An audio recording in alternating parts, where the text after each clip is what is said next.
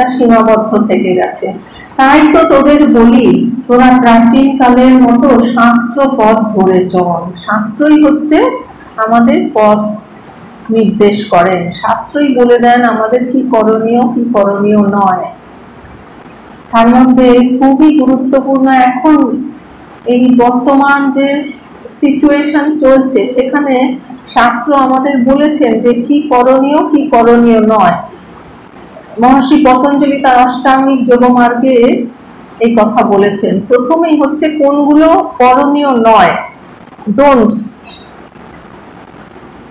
সেইগুলোকে বলা হয়েছে যমের মধ্যে, ইয়ামা, যমের মধ্যে ওগুলো বলা হয়েছে। আর কোনগুলো করতে হবে সেইগুলো নিয়মের মধ্যে বলা হয়েছে, যমা, নিয়মা, আসনা, প্রাণায়াম, প্রত্যাহার, ধারণা, ধ্যান, সমাধি।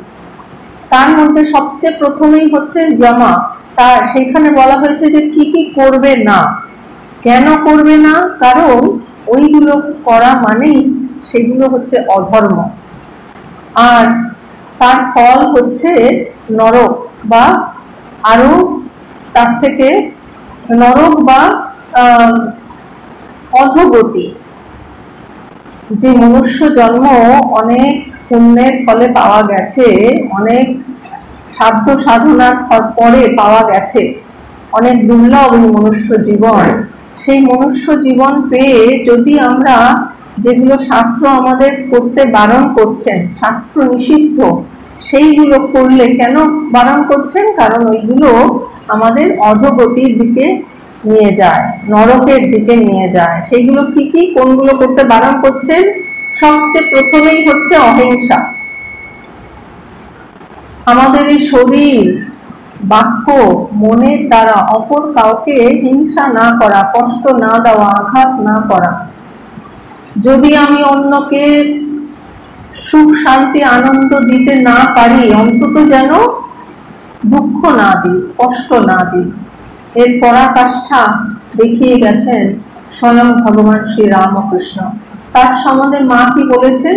তিনি কখনো ফুলটি দিয়ে পর্যন্ত আঘাত করেননি।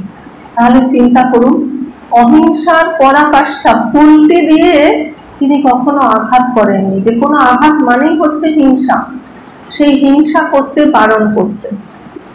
তারপরে সবচেয়ে আগেই এই অহিংসাকে স্থান দেওয়া হয়েছে, হিংসা না করাকে সবচেয়ে আগে বলা হয়েছে, সবচেয়ে গুরুত্ব দেওয়া হয়েছে। তারপরে হচ্ছে সত্য, সত্য কথা বলা, অর্থাৎ মিথ্যার আশ্রয় না নেওয়া, শরীর, মন এবং বাক্যের দ্বারা কোনো মিথ্যা আচরণ না করা, মিথ্যা কথা না বলা। ঠাকুর এই বিষয়ে আমাদের তার জীবনের দৃষ্টান্ত আমাদেরকে সর্বদা এই পথ প্রদর্শিত করে, তাই না? ঠাকুর যদি বলতেন একবার যে বাহ্যে যাব, তিনি আর যদি বাহ্যে নাও পেত, তিনি তবু গাড়ুটি নিয়ে ছাউতলার দিকে যেতেন, পাছে সত্য রক্ষা না হয়। তার সত্যের এতটাই আট ছিল। সেই জন্য মা বলছেন যে ঠাকুরের যেরকম সত্যের আট ছিল, আমাদের সেরকম হলো কোথায়? এই হচ্ছে মিথ্যা আচরণ না করা। তারপরে হচ্ছে অস্তেয়, চুরি না করা। তারপরে হলো ব্রহ্মচর্য, কোন রকম ব্যভিচার না করা এবং অপরিগ্রহ, নিজের প্রয়োজনের অতিরিক্ত দ্রব্য গ্রহণ না করা। আর এর সঙ্গে আরেকটি খুব বর্তমান যুগে খুবই গুরুত্বপূর্ণ এবং খুবই অ্যাপ্লিকেবল, সেটি হচ্ছে কোন রকম নেশা না করা।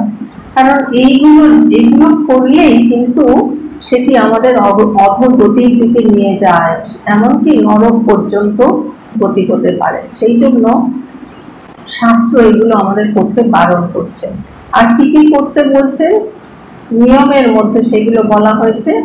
সেগুলো হচ্ছে শৌচ, প্রথম হচ্ছে বাহ্য এবং আভ্যন্তর শৌচ।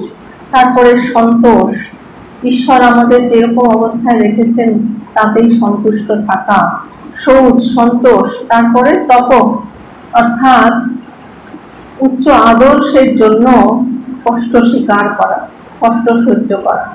স্বাধ্যায়, শাস্ত্র পাঠ। কারণ শাস্ত্রই হচ্ছে আমাদের গাইডলাইন। শাস্ত্রটা কোথা থেকে এসেছে? এটি হচ্ছে ঋষিদের ধ্যানে যে সত্য তারা উপলব্ধি করেছেন, সেটাই হচ্ছে শাস্ত্র। সেটা স্বয়ং পরমেশ্বরের থেকেই এসেছে। তো সেই জন্য শাস্ত্রই হচ্ছে আমাদের পথ নির্দেশক। তাই শাস্ত্রে কি বলছে সেইটি মেনে আমাদের পথ চলা উচিত।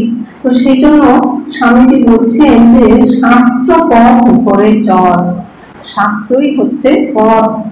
নিজেরা শ্রদ্ধাবান হয়ে দেশে শ্রদ্ধা আনয়ন কর।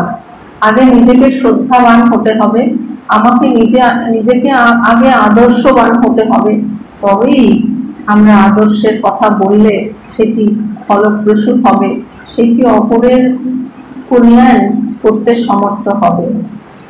নচিকেতার মতো শ্রদ্ধা হৃদয়ে আন। আমাদের কঠোপনিষদে নচিকেতার প্রসঙ্গ হচ্ছে। সেখানে আমরা জেনেছি যে নচিকেতার কিরকম শ্রদ্ধা।